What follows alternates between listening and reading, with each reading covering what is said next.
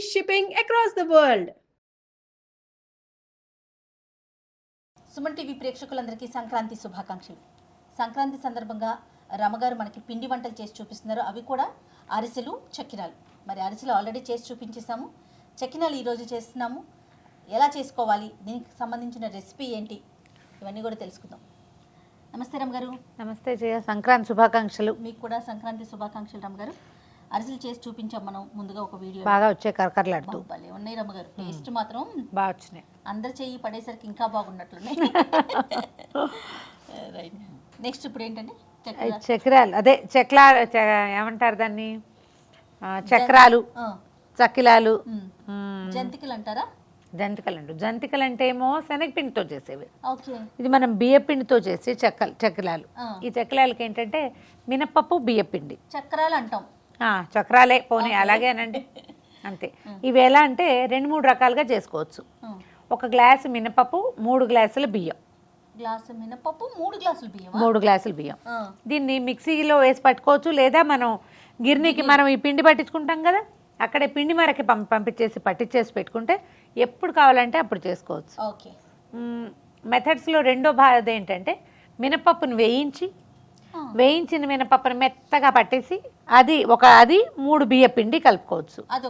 అదొక మెథడ్. మూడో మెథడ్ ఏంటంటే మినపప్పుని చక్కగా నానబెట్టి ఉడకబెట్టేసి ఉడికించిన పప్పుని మెత్తగా గ్రైండ్ చేసేసి 1 గ్లాసు మినపప్పు అయితే 3 గ్లాసులు బియ్యపిండిని కలిపేసుకోవటం. ఆ ఉడికిన మెత్త పదార్థము ఇది కలిపేసి చెక్కలాలు చేసుకోవచ్చు. ఇప్పుడు ఈ 3 రకాలు కూడా మనకు ఒక 10-15 రోజులు ఉంటాయండి, నిలవ ఉంటాయి, శుభ్రంగా ఉంటాయి. అయితే ఇందులో బాగా నిలవ పెట్టుకోగలిగే పిండి ఏంటంటే పచ్చిది. 1 గ్లాస్ మినపప్పు, 3 గ్లాసులు బియ్యము వేస్తే మీరు ఈజీ ఏంటంటే 1 చెక్కిలాలు చేసుకోవచ్చు. ఎప్పుడైనా అత్యవసరం అయితే నీళ్ళు పోసి చక్కగా కలిపేసుకుని కమ్మటి అట్లు కూడా పోసుకోవచ్చు. ఆ పిండి ఫ్రిడ్జ్లో పెట్టుకోవచ్చు. ఎప్పుడు కావాలంటే ఫ్రిడ్జ్లో డబ్బాలో పోసి అల్మార్లో పెట్టుకున్నా ఉంటుంది, పిండి నిల్వ ఉంటుంది. నేను ఎప్పటికప్పుడు అలా పట్టించి పెట్టుకుంటా. ఇక 1 మినపప్పు, 3 బియ్యము వేసి కలిపేసాం ఈ పిండి. దీంట్లో ఏంటంటే కారం వెయ్యము, ఉప్పు, తర్వాత ఏమో నువ్వులు, ఇంగువ. ఓకే. కొంతమంది వాము కూడా వేసుకుంటారు. వాము వేసుకుంటారు. జనరల్గా వాము ఒక స్పెసిఫిక్ రీజన్ తోటి వేస్తాం, డైజెషన్ కోసం. బియ్యపిండి, మినపప్పులో డైజెషన్కి పెద్ద సమస్య ఉండదు, అందుకని శనగపిండి, వాము మంచి కాంబినేషన్. బియ్యపిండికి పెద్దగా అవసరం లేదు. సరే, దీన్ని ఏం చేయాలంటే ముందు పిండి కలుపుకునే ముందే స్టవ్ వెలిగించేసుకోవాలి. తగ్గించిన ఉండని నూనె కాగాలి మనకి. ఇదేంటంటే పిండి కలిపేసుకోవటం, చెక్క ఒత్తేసుకోవటమే. ఇది మన మామూలు ఇవి జంతికల కొట్టం ఉంటుంది కదా, చక్రాల గిద్దలు జయ భాషలో, మా భాషలో జంతికల కొట్టం, ఇంకా ఏమిటో పేర్లు ఉంటాయి, చక్లీలు అలాంటి పేరు ఉంటుంది, ఎలా అలవాటు ఉంటే అట్లా. ఇందులో ఏంటంటే సింగిల్ స్టార్ పెట్టాను. స్టార్ పెట్టుకోవచ్చు. ఇది మరీ లావుగా ఉందనుకోండి, అప్పుడు 3 చుక్కలది ఉంటుంది కదా, 3 హోల్స్ ఉండేది, అది కూడా పెట్టుకోవచ్చు. అవి చేసుకోవచ్చు, ఇది చేసుకోవచ్చు. ఈ పిండిలో మనం ఇంకా వెన్న, నెయ్యి అలా ఏం వేయం. ఈ కాగిన నూనె 2 గరిటెల నూనె పోసుకోవాలి. ఇందులో పోసి కలిపేసుకుంటే అప్పుడు అది చక్కగా మనకి మొరమొరలాడుతూ వస్తే రుచి బాగుంటుంది అనమాట.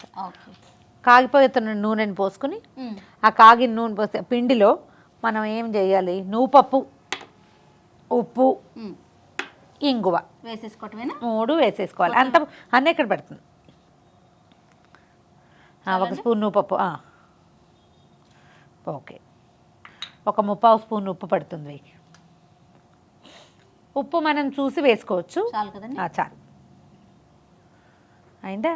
ఇంగువని పాలు తీసి పోయాలంటారు. పాల ఇంగువని దొరుకుతుంది, చిన్న వాటిలా ఉంటుంది కదా, అది నీళ్ళల్లో వేసి కాసేపు పట్టి పెడితే అప్పుడు ఏమైతే మొత్తం కరిగిపోతుంది. ఇప్పుడు ఈ ఇంగువలు ఇప్పుడు వాడుకుంటామా, ఇందులో మనకి దుమ్ము ఎక్కువగా అంటే రకరకాల పదార్థాలు కలుపుతారు. నీళ్ళల్లో వేసి పెట్టుకుందాము. ఒక 5 నిమిషాలు నాననిస్తే ఇంగువ పాలు పోయటం అని చెప్తారు. ఆ పాలే పోసుకుని, ఆ నీళ్ళు పోసుకుని కలిపేసుకుంటాం అనమాట. కప్పులో వేసి నీళ్ళు పోసి పెట్టు వేసేసాం కదా, నూనె కూడా కాగిపోయింది. ఇంగువ కొంచెం నానబెట్టాం నీళ్ళల్లో, కరిగిందో లేదో వేలు పెట్టి ఒక్కసారి కదుపు. కొంచెం నూనె పోసాక దాన్ని వదిలిపెట్టి ముందు వేడి నూనె, ఆ మరుగుతున్న నూనెని ఇందులో వేసుకోవాలి. 1 గరిట వేస్తావా?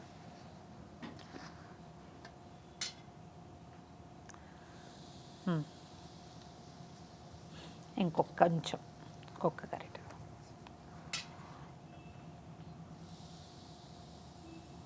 ఓకే, అవసరమైతే ఇంకొంచెం వేసుకోవాలి. ఇది ఎట్లా అంటే మనకి ఈ పిండి చిన్నగా ముద్దవుతున్నట్టుగా అవ్వాలన్నమాట. ఇందాక పొడి పొడిలాడుతూ ఉందా వేళ్ళకి అంటుకుంటూ, ఆయిల్ వేసిన లక్షణం కనిపిస్తోంది కదా ఇందులో, నూనె కలిసిపోయిన లక్షణం అట్లా అవ్వాలి. ఇంకొక చుక్క వేయచ్చు.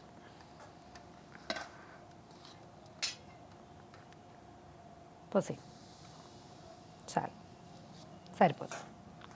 ఇలా అయితే ఇది బాగా వస్తాయి, మొరమొరలాడుతూ వస్తాయి, కరకరలాడతాయి, బాగా చక్కగా గుల్లబారుతాయి అన్నమాట. రుచి బాగుంటుంది. ఇందులో అల్లం పచ్చిమిర్చి అవి కావాలంటే వేసుకోవచ్చు, కానీ ఇదొక రకం. ఈ పిల్లలు పెద్దవాళ్ళు అందరూ తినచ్చు, ఏమి ఇబ్బంది చేయదు. కారం అసలు లేదు, చక్కగా తెల్లగా వస్తాయి అన్నమాట. ఇప్పుడు ఇంగు పాలు పోసేసి ఇగో ఇప్పుడు చూద్దాం. ఇది చూడు కరెక్ట్గా వచ్చేస్తుంది. ఇది కరెక్ట్. ఇంగుతో సహా పోసేనండి, పెద్ద ఏం లేదుగా. లైట్గా వేసి కొంచెం ఒకసారి నీళ్ళు ఇంగు పోసి వేసి చూడండి. ఎప్పుడు వేసిన అలవాటు లేకపోతే ట్రై చేసి చూడండి, చాలా రుచిగా ఉంటుంది, మంచి వాసన వస్తుంది. వేయాది కూడా. చాలు, నీళ్ళు పోస్తావా కాస్త కలపడానికి. మనం వీటిని చక్రాల్లో దాంట్లో వేసుకుంటాం కదా, దానికి సరిపడా నీళ్ళు పోసి కలుపుకోవాలి. పోసే నీళ్ళు పోయి ఏం కాదు, భయం లేదు. పడతాయి. ఇంకా దీనికి కొలత ఏం లేదండి, మనం వాడిన బియ్యాన్ని బట్టి. ఇది కూడా మనం కోటా రైస్ తోటి పట్టించుకుంటే కూడా బాగానే ఉంటుంది.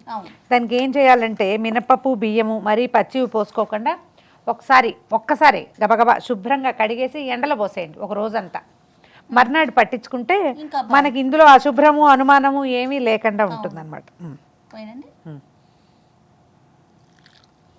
ఇదిగో ఇట్లా కలుపుకోవాలి.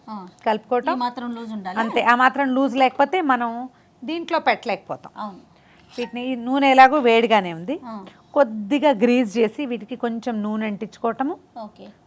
మనం ఎలా కావాలంటే అట్లా చేయొచ్చు అనమాట. మనం స్టార్ చేసుకుంటామా లేకపోతే 3 హోల్స్ ఉన్నది పెట్టుకుంటామా అనేది మన ఇష్టం. చాలు. దీంట్లో డైరెక్ట్గా ఇందులోకే పెట్టుకుంటే అంటే పొయ్యి మీదకే పిండటం ఒక పద్ధతి. పొయ్యి మీద కాదు, మనం పక్కన 2 మనుషులు ఉంటే మనకి ఈజీ. ఒకళ్ళు ఉంటే ఒక రకం, రెండో మనిషి ఉన్నారనుకోండి ఒకళ్ళు పిండుతారు, మనం ఇంకొకళ్ళు వేయించవచ్చు, ఈజీగా ఉంటుంది. చూడండి ఇక్కడ చిన్నవి మనకి ఎంత చుట్ట కావాలంటే అంత చుట్టేసుకోవటం చకచక.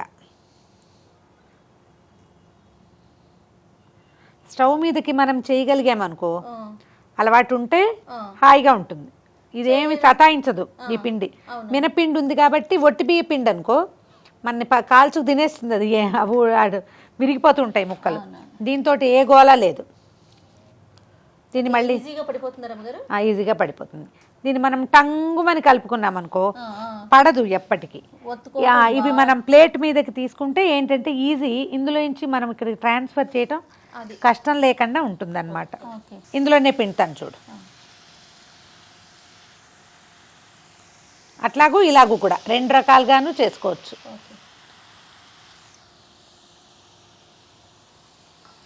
మనకి క్యూట్గా అన్నీ ఒకే సైజులో రావాలంటే మనం ఇలా దగ్గరగా పిండితే చక్కగా వస్తాయి, అందంగా ఉంటుందన్నమాట. ఇంకా కొంచెం రంగు రానివ్వాలి, ఒక్క రవ్వ. అంటే ఇవి తీసాక మళ్ళీ ఇంకా కొంచెం రంగు ముదురుతాయి. మనం అందులోనే వేసామనుకో వేడికి మనం బెదురుతాం, చూడు ఇలా వస్తుంది. అన్ని షేప్లు ఏవైనా బాగానే ఉంటాయి. మనం ఒకే చోట పిండేసుకుని చేసుకుంటే చక్కచక్క అయిపోతాయి. అవే వేగగానే పైకి వచ్చేస్తాయి. ఒకేసారి ఒక 10-12 మన మూకుడు సైజుని బట్టి. ఫస్ట్ టైం తెలిసింది కదా మనకి ఎన్ని పడతాయి అని. చూద్దాం. చూడు టక్ మని విరుగుతోంది. కొంచెం నిదానంగా వేగనివ్వకపోతే పైన రంగు వచ్చేస్తుంది, లోపల మెత్తమెత్తగా ఉంటుంది. అలా ఉండకూడదు, మనకి మొత్తం కరకరలాడుతూ రావాలంటే కొంచెం మీడియం ఫ్లేమ్ మీద ఒక 5 నిమిషాలు వేగనివ్వాలి. ఈవెన్ కలర్ వచ్చాక తీసేసుకుంటే సరిపోతుంది. మీకు తెల్లగా కావాలంటే తెల్లగా తీసుకోండి. మినపిండి వేయటం వల్ల ఈ రంగు వచ్చిందనమాట. స్టవ్ ఆపేద్దాము. కానీ ఈ క్రిస్పీనెస్ అలానే ఉంటుందండి, అలాంటి క్రిస్పీగా ఉన్నాయి. చూడండి చిక్ చిక్ అంటున్నాయి చూడండి. 4 చూడండి గలగలగల్ అంటున్నాయి, గలగలాడతాయి. రుచిగా ఉంటాయి, డబ్బాలో పోసి పెట్టుకోవచ్చు. ఓకే. మరి 4 రోజులు నిలువ ఉంటాయి, ఏమీ ఇబ్బంది లేకుండా. ఇదిగో మన మినపిండి చెక్కిలాలు. ఇదిగో చూడు పళక్కమంటుంది, తిని చూడు. వావ్, కరకర శబ్దం వస్తుంది కదా, సూపర్గా ఉన్నాయి. ఇలాగే ఉంటాయి. చక్కగా డబ్బాలో పోసి పెడితే 10 రోజుల పాటు నిలువ ఉంటాయి. ప్రయాణాలకు వెళ్ళేటప్పుడు చేసుకోవచ్చు, హాయిగా తినచ్చు. పిల్లలకి ఏ జబ్బు చేయదు, ఇబ్బంది పెట్టదు. ఓకే, పండగ స్పెషల్. అంతే, పండగ స్పెషల్. కానీ ఎలా అనిపిస్తుంది రమ్మగారు? ఎప్పుడు నుంచొని కిచెన్లో చేస్తాము, చక్కగా పొయ్యి ముందు పెట్టుకొని చక్కగా గొబ్బెమ్మలాగా కూర్చుని కేవలం పుల్లల పొయ్యి ఒకటే మనం ఏర్పాటు చేసుకోలేకపోయాము. అది కూడా చేద్దాం ఈసారి నెక్స్ట్ టైం ఎక్కడైనా అవుట్డోర్ షూట్ ప్లాన్ చేసుకుందామండి. అలాగే. ఓకే. సో ఈ సంక్రాంతి పండుగను మీరంతా కూడా చక్కగా ఎంజాయ్ చేయండి.